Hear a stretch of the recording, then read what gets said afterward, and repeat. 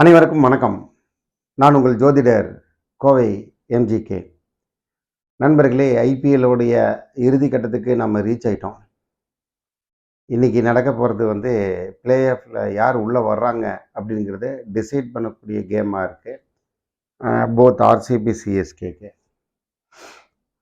இன்றைக்கி பார்த்தோம்னா நம்ம கணிப்பு சொல்ல போகிறதில்ல. ஏன்னா சொன்னாலும் அங்கே எடுக்கூடாது. நார்மலாக நம்ம கணிப்பில் இன்ட்ரெஸ்டிங்காக நம்பரு எல்லாம் சொல்லுவோம். இப்போ கணிப்பு என்னென்னா, மேட்ச் நடக்குமா நடக்காதா, இதுதான் கணிப்பு. நடந்துருச்சுன்னா என்ன, அவ்வளோதான். ஏன்னா மேட்ச் அந்த ஃபுல் ஓவர் 20-20 போகும்போது தான் நம்மளோட ஜோதிடம் எல்லாமே ரெடி ஆகும். உங்களுக்கு தெரியும், நான் இதுக்கு முன்னாடி இந்த இதுலேயே சிஎஸ்கே ஒரே ஒரு மேட்ச் மட்டும் மிஸ் ஆகிடுச்சு. போன சண்டே நான் ஒரு பழனிக்கு ஒரு திருவிழாவுக்கு சென்றனால அது பண்ண முடியாமல் போச்சு. பட் அது ஜெயித்தனால தான் என்னோடய கணிப்புப்படி அது கடைசி மேட்சாக இருந்திருக்கலாம், அது தோற்றிருந்தால். ஆனால் அது ஜெயிச்சிட்டோம். நான் முன்னாடியே அதுக்கான பதிவு கொடுத்துருந்தேன், தோனியோட கடைசி மேட்சாக இருக்கலான்னு. இப்போ அப்படி இல்லை.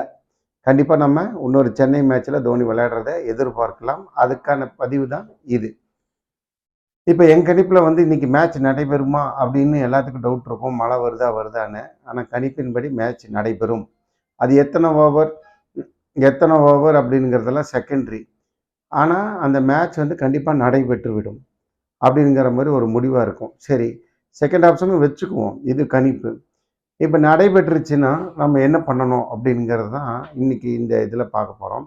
கண்டிப்பாக நாளைக்கு விளையாடக்கூடிய மேட்ச்சில் ராஜஸ்தான் ராயல்ஸுக்கும் கேகேஆர் மேட்ச்லேயும் கேகேஆர் ஜெயிச்சிட்டாங்க அப்படிங்கிறது ஒரு பொசிஷன் அப்படி வச்சுக்கணும். ஏன்னா நம்ம எந்த மாதிரி சேஃபாக போகிறோங்கிறதுக்காக அவங்களுடைய கேமை நம்ம டிட்டர்மைன் பண்ணுறோம். கேகேஆர் ஜெயிச்சிட்றாங்க, ஆர்ஆருடைய ரன் ரேட்டும் கம்மியாக இருக்கலாம் அப்படிங்கிற மாதிரி வச்சுக்கோங்க.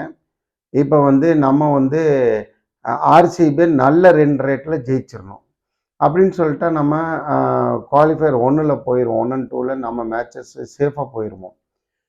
ரெண்டாவது கண்டிஷன், ஓகே அது இல்லைப்பா, அப்படி இருக்குது, நம்ம ஆர்சிபி ஜஸ்ட்டு ஜெயிக்கிறோம் அப்படின்னா கூட எஸ்ஆர்ஹெச் தான் அதுக்கு நமக்கு மேலே இருக்காங்க.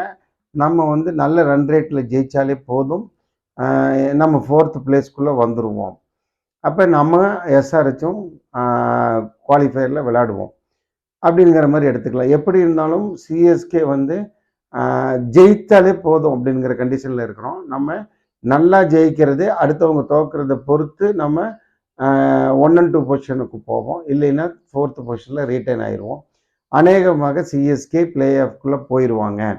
இது எப்போ போகவே முடியாது அப்படின்னு சொன்னோம்னா, ரொம்ப நெக்கு, அதாவது ஒரு பாயிண்ட் பிரித்து கொடுத்தா கூட மினிமமில் வந்துடுவோம். எல்லா கண்டிஷனும் சிஎஸ்கேக்கு சாதகமாக தான் இருக்குது. ஆர்சிபி ஜெயித்தால் ஒழிய சிஎஸ்கேவுடைய பயணம் பற்றிய கேள்விக்கு இங்கே அதுக்கான ரிக்குயர்மெண்ட்டே இல்லை. கண்டிப்பாக சிஎஸ்கே ஜெயிச்சிருவாங்க ஆர்சிபியை விட.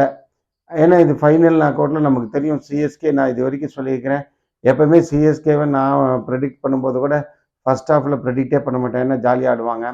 பட் நாக் அவுட் இது மாதிரி பிளே ஆஃபில் ஃபைனல் கண்டிஷன்ஸ்னு வரும்போது டீமோட ஸ்ட்ரென்த்தும் அதோடைய ஆக்ஷன் பிளானுமே வேறு மாதிரி இருக்கும். டெஃபினட்டாக இந்த வருஷம் நம்ம பிளே ஆஃப்குள்ளே போகிறோம், சென்னையில் மேட்ச் விளையாடுறோம், தோனிகிட்டேருந்து நம்ம கரெக்டான பதிலையும் எதிர்பார்க்கலாம் அப்படின்னு சொல்லி இன்று மேட்ச் நமக்கு சாதகமாக முடியும். நாம் பிளே ஆஃபில் போகிறது இன்று இரவுக்கு முடிவு செய்து விடுவோம். பொசிஷனை மட்டும் நாளை வரை வெயிட் பண்ணணும்னு சொல்லி இந்த பதிவை நிறைவு செய்கிறேன். நான் உங்கள் ஜோதிடர் எம்ஜிகே. நன்றி, வணக்கம்.